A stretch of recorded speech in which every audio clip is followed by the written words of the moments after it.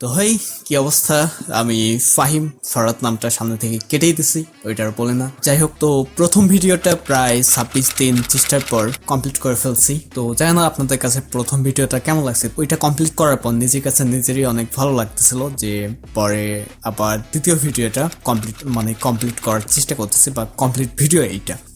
তো প্রথম ভিডিওটা তৈরি করতে আমার এত সময় লাগছে কারণ আমার এত খিচুড়ি পাকাচ্ছিস কি জন্য? হাতে এত সময় নাই, তাড়াতাড়ি মেইন ভিডিও চালু কর। শালা ফালতু বক বক করতেছে খালি। ওকে ওকে ওকে কুল কুল কুল। তো যেখানে ছিলাম আবার তাতে তোর কি?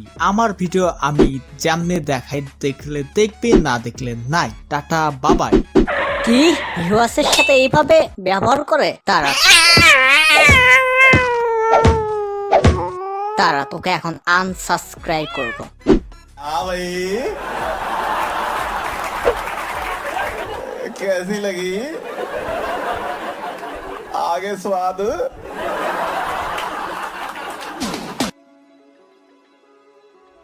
তো যেখানে ছিলাম, তো প্রথম ভিডিওটা তৈরি করতে আমার এত সময় লাগছে কারণ 18 দিন চেষ্টার পর একটা ফাইল, প্রায় 95% ফাইলটা হয়ে গেছে। তো সেইটা যেদিন আমি ভিডিওটা ফিনিশ করব, তো হঠাৎ করে সেদিন দেখি যে ফাইলটা আর ওপেন হচ্ছে না। তো আমার তো প্রায় মাথার ঘাম পায়ে পড়ে, মাথা থেকে ঘাম ঝরা শুরু হয়ে গেছে যে আসলে কি হলো। তো ওইটা অনেক রিকভার করার চেষ্টা করলাম, কিন্তু রিকভার হলো না। পরে ভাবলাম যে এত সময় নষ্ট না করে, আমার কাছে তো অডিও রেকর্ড করা আছে, তো পরে সেদিনই চলে গেলাম গাইবান্ধা। ও ফাইমের মা, বস্তা নিয়ে কোনটা যান গো? এটা বস্তা নয়, এটা কয় যে হারামিটার কম্পিউটার। হারামিটাকে নিয়ে আমার হয়েছে যত জ্বালা। একবার গাইবান্ধা, একবার বোমাপাড়া, একবার গাইবান্ধা, একবার বোমাপাড়া। হারামিটাকে বারবার বলি যে গাইবান্ধায় থাক থাক থাক, কিন্তু না, ও তো গাইবান্ধা থাকলে গায়ে অ্যালার্জি হবে। আরে হয়েছে, এখন চুপ করো, তাড়াতাড়ি চলো। আবার ট্রেন মিস হয়ে গেলে কিন্তু আবার তুমি তো আবার সিএনজি ভাড়া বের করবা না। রাত 8টা পর্যন্ত আবার স্টেশনে বসে রাখবা যে পরের ট্রেন আসুক। হ্যাঁ, তুমি কি বুঝবা টাকার মর্ম? টাকা তো কামাই করো না, বুঝবা কি? যেদিন কামাই করবা সেদিন বুঝবা যে সিএনজি যায় না কি জন্য।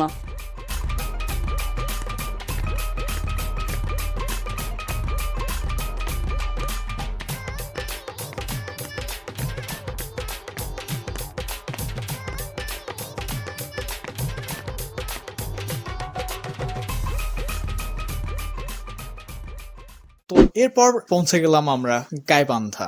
আর গাইবান্ধা পৌঁছানোর পর যে ভিডিওটা আমার বাড়িতে লাগছিল 18 দিন, সেটা গাইবান্ধাতে হয়ে গেছে মাত্র 5 দিনে। আমি ফাইনালি ভিডিওটা 5 দিনে কমপ্লিট করে ফেলছিলাম। তো গাইবান্ধায় এত কম সময় লাগার কারণ একটাই, যে গাইবান্ধায় আমাদের বাসায় কোনো ইন্টারনেট কানেকশন নেই, ওয়াইফাই নেই। আর বাড়িতে ওয়াইফাই আছে, বাড়ির সাইডে মাঠ আছে, তারপর বন্ধু বান্ধবের আড্ডা আছে। আর সব থেকে বড় কথা, যদি একবার ইউটিউবে ঢুকে যায় কোনো কাজে বা কোনো কিছু ডাউনলোড করার জন্য ঢুকে যায় যদি ইউটিউবে, তো কখন যে রাত পেরিয়ে সকাল হয়ে যায় বুঝতেই পারি না। যখন ফজরের আজান দেয় তখন বুঝতে পারি ও সকাল হয়ে গেছে। তো যাই হোক, এত চেষ্টার পর যখন অ্যানিমেশন ওইটা কমপ্লিট করলাম, তো দ্বিতীয় স্টোরিটা কি বানাবো সেটা একটু টেনশনে ছিলাম। যে আসলে টেনশন আমার আরেকটা জায়গা ছিল, যে আমার অ্যানিমেশনের জন্য একটা মেয়ে ক্যারেক্টার, মেয়ে আল্লাহ ফাইম বলে কি এই ফাইমের মেয়ে লাগবে? আল্লাহ ফাইম বিয়ে করবে চাচ্ছে। এই তোমরা শুনে যাও ফাইম বিয়ে করবে চাচ্ছে। আল্লাহ চুপ চুপ চুপ, বুড়ির বাচ্চা, ভাগ এইখান থেকে। এখনো দেয়ালে কান পেতে আছে। ওকে সরি। আমার অ্যানিমেশনের জন্য একটা মেয়ে ক্যারেক্টার, মেয়ে লাগবে, যে হচ্ছে মেয়ের ভয়েসের যে ক্যারেক্টারগুলো আছে ওইটাতে সে ভয়েস দিবে। কিন্তু আমি সব জায়গায় খুঁজছিলাম, কিন্তু খুঁজে পাচ্ছিলাম না। একদিন আমি সকালে বের হই ব্যায়াম করার জন্য রাস্তায়, তো হঠাৎ করে দেখি যে মনি আর টুম্পা। তো আমি সেখানে হিরোর মতো করে এন্ট্রি নেই। টুম্পা বেচারা অনেক ভয় পেয়ে যায়, ভাবছে না জানি কি বলে, আল্লাহ জানায়। তো আমি ওদেরকে বলি, হেই মনি, তুমি কি আমাকে একটা হেল্প করতে পারবা?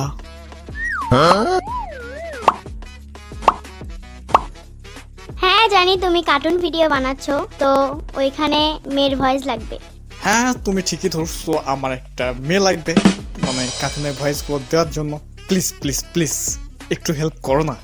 ঠিক আছে, এখন তো স্কুলে যাচ্ছি, স্কুল থেকে আসে ভয়েস দিব ওলা। 8 hours later. এ মনি টুম্পা, ফাইন ভাই ডাকতিছে ভয়েস দেওয়ার জন্য।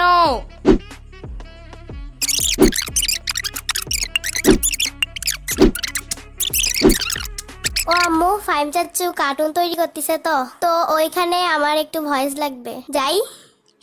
কিসের কার্টুন রে? কিসের কার্টুন? হারামি স্কুল থেকে আসি না খালি আড্ডা, ঠিক আছে তাই না? যা গিয়ে কাপড়গুলো কাজ। হারামি ঘর থেকে বের হলে পা ভেঙে হাতে ধরে দেবো। হারামির বাচ্চার খালি আড্ডা, টোটোর করে সারাদিন শুধু ঘুরে বেড়াবে, পড়া নাই শোনা নাই। বিয়ে দিলে শ্বশুর বাড়ি চলে যাবে, ওইখানে যাওয়ার পর শ্বশুর বাড়ি শুধু লোকজন শুধু বাপ মাকেই গালি দেবে যে মেয়েকে কিছু শেখায় নাই, শুধু আড্ডা শেখায়। যা যা গিয়ে কাপড়গুলো পরিষ্কার কর।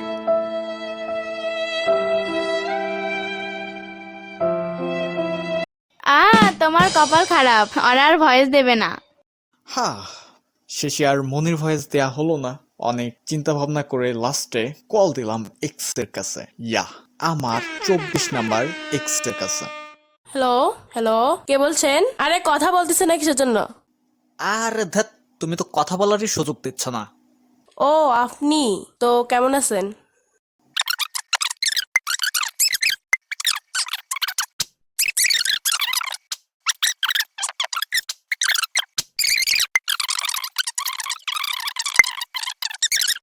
ফ্রি ফায়ার খেলো তো তোমার কাছ থেকে একবার করে ভয়েস নেওয়ার পর তোমাকে একটা করে উইকলি দিয়ে দেবো, ঠিক আছে? যদি রাজি থাকো তাহলে বলিও। ঠিক আছে, তাহলে টেলিগ্রামে লক দেন। শালা খাচ্চর কোথাকার, 1 মাস ধরে বিয়ে হয়েছে, 2 মাসে প্রেগনেন্ট। এর জন্য খাচ্চরকে ধরে বিয়ে দিয়ে দিছে। যা, তোদের আর কাউকে লাগবে না। আমার এক্স আমাকে ভয়েস দিতে চাইছে। ইয়া হা হা হা।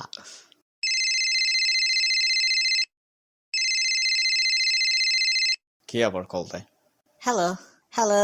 হ্যাঁ ভাই, কে বলছেন? ভাই আমি বলতেছি, আমি হ্যাঁ ভাই, তুমি বলতেছো? তুমিটা কে? আরে ভাই আমি বলতেছি, আমি আমার চিনতে পারো নাই? না ভাই, তোমার চিনলাম না, একটু তোমার নামটা একটু প্লিজ বলো। আরে ভাই আমি ওই যে ওর হাজবেন্ড বলতেছি। ও, চিনতে পারছি। হ্যাঁ ভাই, আমি তো ওর সাথে কিছুক্ষণ আগে একটু কথা বললাম। ভাই আপনারা না বলেছিলাম যে ওর সাথে আর কথা বলবেন না? ভাই আমি একটা দরকার ওর কাছে কল দিয়েছিলাম, টেনশনের কোনো দরকার নাই। না ভাই আমি তো বলেছিলাম যে ওর কাছে আর কল দিবেন না, ও তো এখন প্রেগনেন্ট। হ্যাঁ ভাই, আমি শুনছি যে ও এখন প্রেগনেন্ট, ঠিক আছে? তো আমি কি করতে পারি? আমি তো একটা দরকারে কল দিছি, তাই না? না ভাই আপনি ওর সাথে কথা বললেন কেন? ভাই আমি বলতেছি আমার একটা দরকার ছিল, তো কথা বলছি। আমি তো আপনার মেয়ে কি সরি আমি তো আপনার ওয়াইফকে তো ঢাকায় নিয়ে যাওয়ার জন্য কথা বলিনি। ভাই না ভাই, আপনি ওর সাথে কথা বললেন কেন? ভাই মাথাটা খায়েন না, আমি ওর কাছে শুধু দরকারে কল দিছি, ঠিক আছে? একটা আমার হচ্ছে একটা দরকার ছিল, তো এটার জন্য কল দিছি, তাছাড়া আমি ওর সাথে কোনো কথা বলিনি। ভাই বুঝতে পেরেছি, যাই হোক মানুষের মনের ব্যাপার, পরিবর্তন হতে সময় লাগে না।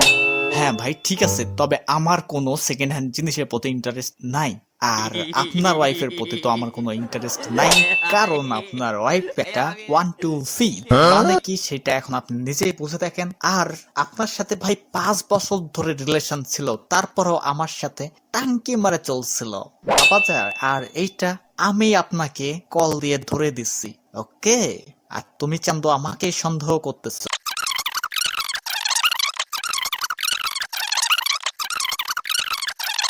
হ্যাঁ ভাই তুমি আর কল দিও না ভাই, ঠিক আছে? হ্যাঁ ভাই ঠিক আছে, আর আমার কোনো ফ্রি বাচ্চার বাবা হওয়ারও কোনো ইচ্ছা নাই, এটাও মনে রাখবেন ভাই। আমি একটা ভাগ এখান থেকে, ফট।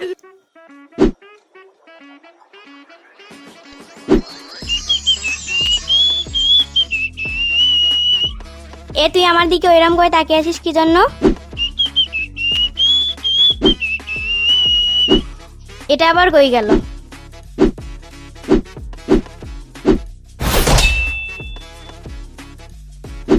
স্যার আমার পা স্যার কাপড় ফাটে যাবে স্যার। আমি আর এইরকম খারাপ ব্যবহার করবো না, দে ভাই, তুই ছাড়া আর আমার কোনো আর ভরসা নাই, প্লিজ ভয়েসটা দে চান্দু, দে প্লিজ।